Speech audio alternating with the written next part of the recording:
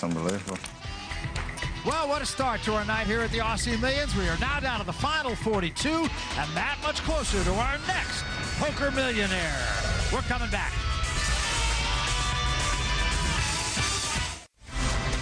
Welcome back to the 2007 Aussie Millions, presented by FullTiltPoker.net. Let's take a look at where we stand right now. We're down to 42 players, an average chip stack of 355,714. Voulgaris is still our chip leader, just about 880,000 chips.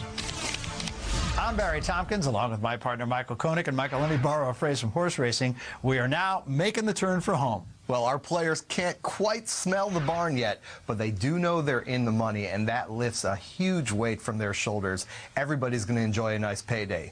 This is the time of the tournament, though, where we tend to separate the thoroughbreds from the nags.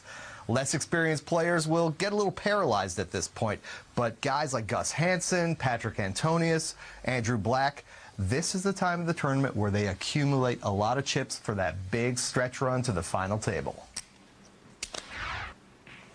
You know, for a very centered Buddhist type of dude, Andy Black is a pretty volatile player. 24. We can see him get a lot of chips and get rid of a lot of chips. And Jimmy Fricke with a queen deuce raises to 24,000. Now Ryan Brower, ace-4 suited, calls immediately.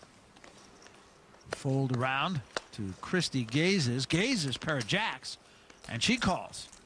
She'll get to see the flop at a discount, and moreover, nobody really knows how strong her hand is.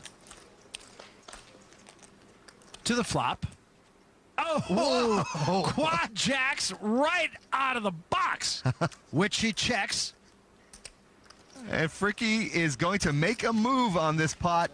Not really a good time. 55,000 was the bet from Fricke. And Gazes, I'm sure, is all but leaping out of her chair. She calls him perhaps a little too quickly. A queen on the turn. And boy, is that bad for Fricke. I think he might sense some strength from Gazes on that. Yeah, he's going to just check it back. And an 8 of diamonds on the river now. Gazes will bet 100,000, hoping to lure Fricke in.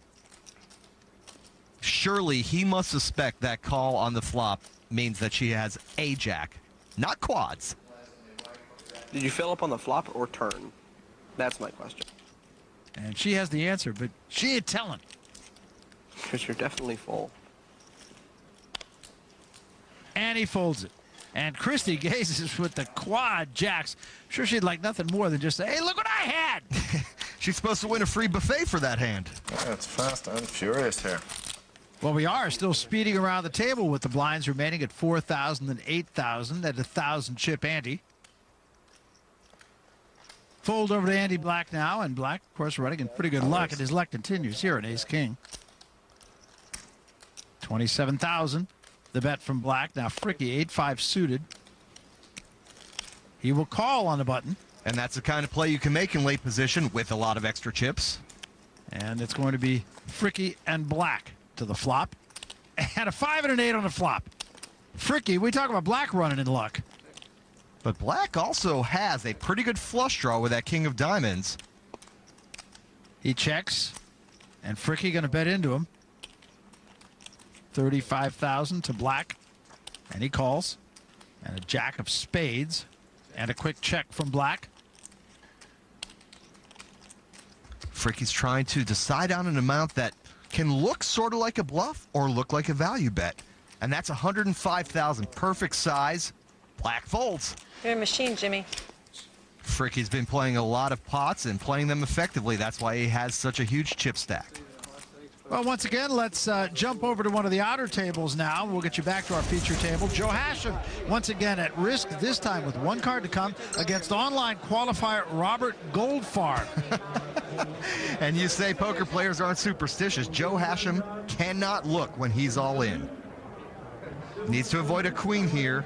All in with an ace-king, and he does avoid it. Now he can look, and a deep sigh of relief as he doubles up to 358,000 and stays alive.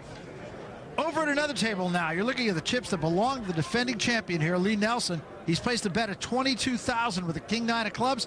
Action folds to Gus Hansen. He will make the call with an ace-queen. And Gus Hansen, once again comes up big. But it's Nelson with the flush draw making the 30,000 chip bet. Gus Hansen contemplates, re-raises 77,000. Nelson's all in, and there's no way Hansen's folding here, Barry. And he calls, and it was kind of a resignation. And look at the pot, 741,000. That is the biggest pot of this tournament. If Gus loses his hand, he'll have only 14,000 left in chips. And if Nelson loses, he'll be out the door. Defending champion at risk in a real showdown.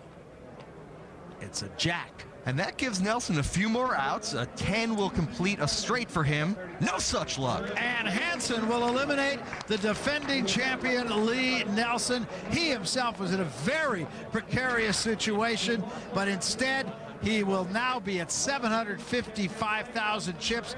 Lee Nelson sent home. Great showing for the defending champ. Earns 27,000 in Aussie dollars for his 36th place finish. There'll be a new champion here at the Aussie Millions. Stay tuned.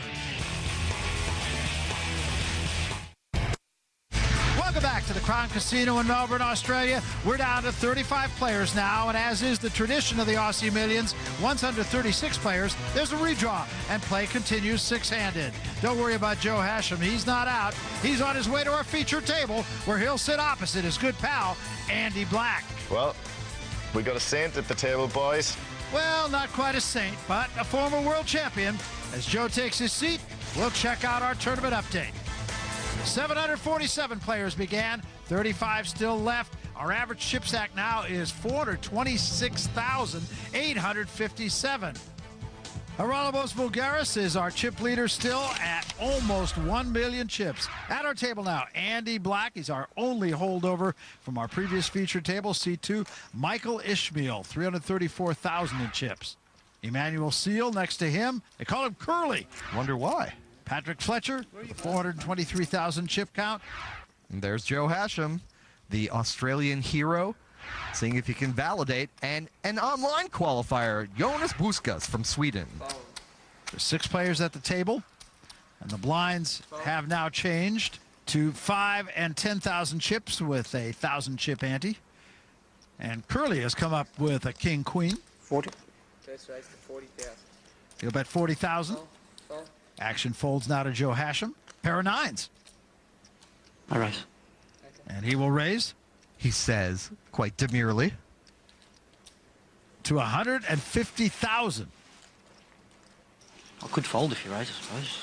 Any chance, Andy, that I could fold this hand if you raise? So you're smart enough with the answer, too. I love that about you. Some people do not appreciate being chatted to while they make a decision. But winning world championships gives you a little bit of license, especially on your home turf. I think Curly Seal's one of those people.